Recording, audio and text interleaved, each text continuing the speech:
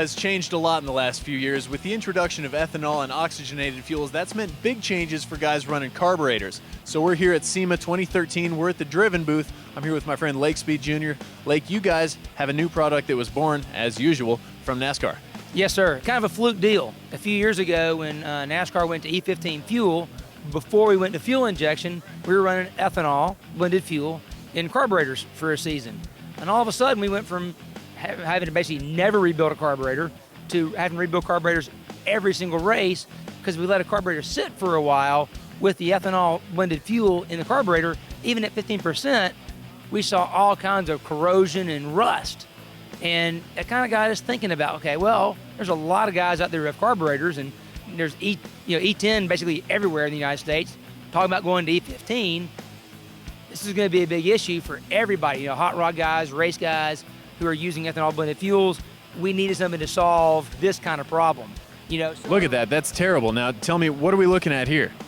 Looking at a base plate of a carburetor that ran on E85, which is E85 is a more extreme example. But a lot of guys who race on E85, 90 days. That's 90 days of damage right there? 90 days of damage on E85.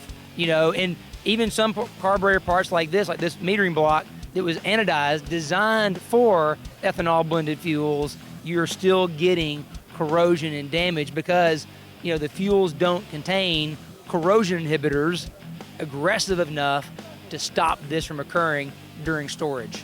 Okay, so Lake, obviously this is a big problem. Your new product is called the Carb Defender. What exactly are we working with here? What does it do? Well, what makes Carb Defender different than other fuel additives or ethanol fuel additives in the market is we're not trying to change the fuel. We're trying to protect the components from the fuel. That's what you're seeing. All this white stuff is actually zinc oxide, where the zinc alloy in the components are being corroded and attacked by the oxygen in the fuel.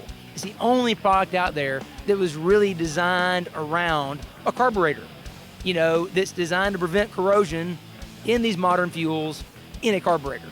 It's the kind of innovation we've come to expect from Driven Racing Oil. Where can we go to get more information? DrivenRacingOil.com is where we have videos, tech articles, everything you need to know about ethanol and fuel. We've got it, and protection for the carburetors. And of course, you can also order it online as well. Ships freight free right to your house.